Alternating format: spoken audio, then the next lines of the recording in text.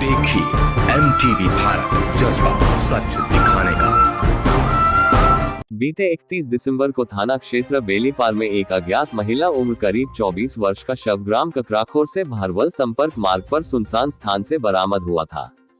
उक्त शव के पहचान व घटना के खुलासे के लिए एसएसपी गोरखपुर के दिशा निर्देशन में एसपी नॉर्थ वसीओ बांसगांव के कुशल मार्गदर्शन में प्रभारी निरीक्षक इकरार अहमद की अगुवाई में गठित पुलिस टीम द्वारा मृतका की जेब से मिले एक रेलवे पास की पहचान हेतु तत्काल कांस्टेबल उपेंद्र कुमार को मुगलसराय जनपद चंदौली के लिए रवाना किया तथा मृतका के परिजनों का पता लगाया गया। मृतका के परिजनों ने मृतका की पहचान अपनी पुत्री सरिता मौर्य पुत्री रामरतन सिंह उम्र करीब 24 वर्ष निवासी रुकपुर थाना भाभवा जनपद कैमूर भाभवा बिहार हाल मुकाम पलांत डिपो रेलवे कॉलोनी मुगलसराय जनपद चंदौली के रूप में की गई।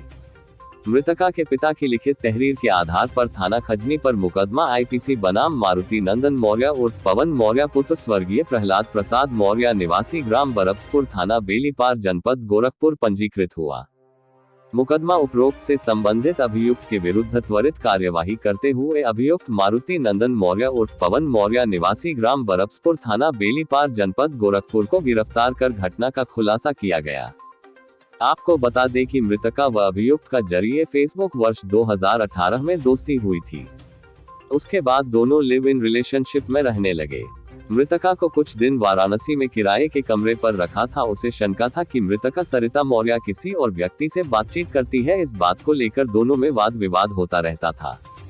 तब अभियुक्त द्वारा मृतका को गोरखपुर लाने का प्रयास किया, परंतु उसके न आने पर उसे लखनऊ रख दिया। 31 दिसंबर 2022 को ग्रामीण में तत्काल मौके का निरीक्षण उच्च अधिकारियों द्वारा करने के पश्चात पंचायतनामा की कार्रवाई होने के उपरांत क्योंकि शव की पहचान नहीं हो पाई थी तो शव को मोर्चरी में अगले 72 घंटे के लिए रखवाया गया।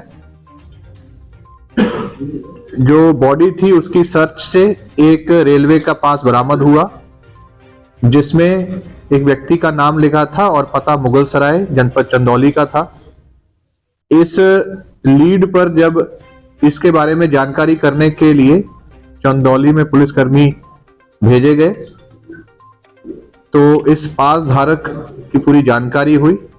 जब उनसे इस घटना के बारे में पूछा गया तो उनके द्वारा उस युवती को अपनी पुत्री के रूप में पहचाना गया जिनका की नाम सरिता मौर्य उम्र करीब 24 साल है। उनके द्वारा यह भी बताया गया कि 2018 में इनकी पुत्री की जान पहचान फेसबुक के माध्यम से एक मारुति नंदन मौर्य नाम के व्यक्ति जो कि बेलीपार थाना का रहने वाला है जनपद गोरखपुर का, उससे हो गई थी। लड़की अक्सर उसी के साथ रहती थी। उन्हीं की पहचान के आधार पर और उनके द्वारा दी गई प्रार्थना पत्र के आधार पर जनपद गोरखपुर के थाना बेलीपार पे मुकदमा पंजीकृत किया गया और पोस्टमार्टम की कार्रवाई करवाई गई। एफआईआर के आधार पर जब मारुति नंदन मौर्य को हिरासत में लेकर पूछताछ की गई तो उसके द्वारा पूरी घटना को कबूला गया है और ये बताया गया है कि 2018 से ही उसका इस युवती के साथ प्रेम संबंध था और उसके साथ वो विभिन्न शहरों में जैसे कि बनारस और लखनऊ में भी रहता था। कुछ समय से इनके बीच में मतभेद चल रहा था। इसके द्वारा पहले भी इसको गोरखपुर बुलाने का प्रयास किया गया परंतु 30 तारीख को इसके द्वारा लखनऊ से युवती को यहां बुलाया गया। ट्रांसपोर्ट नगर से अपने मोटरसाइकिल पर उसको पूरा दिन ये 30 तारीख को विभिन्न जगह पर घुमाता रहा और रात के समय पर अंधेरे और कोहरे का फायदा उठा करके इसको खेतों की तरफ ले गया और वहां पे जाकर इनका आपस में वाद विवाद हुआ। उसी में इसके द्वारा इस युवती को चोट पहुंचाई गई और इसको मृत समझकर वो वहां से फरार हो गया। इसको अरेस्ट कर लिया गया है। अरेस्ट करके इसको जेल भेजा जा रहा है और इस पूरी घटना जो इसके द्वारा बताई गई है उसका साक्ष्यों के आधार पर अग्रिम विधिक कार्रवाई की जा रही है। अभी इसका आपराधिक इतिहास सामने नहीं आया है, बाकी इसके बारे में और पता लगवाया जाएगा। उस समय पर इनका विवाद भी हुआ। पहले भी इसने यहाँ इसको बुलाने की कोशिश की थी क्योंकि इनके बीच में इस बात को लेकर के मतभेद काफी समय से चल रहा था। लड़के को ये लगता था कि इसके अलावा किसी और से भी संबंध है, इसको शक भी था। विवाद का एक कारण इसके द्वारा उसका फोन मांगा जाना भी है। कई चीजें हैं जो इसके बैकग्राउंड में हैं और उसी में ये हत्या कारित की गई है।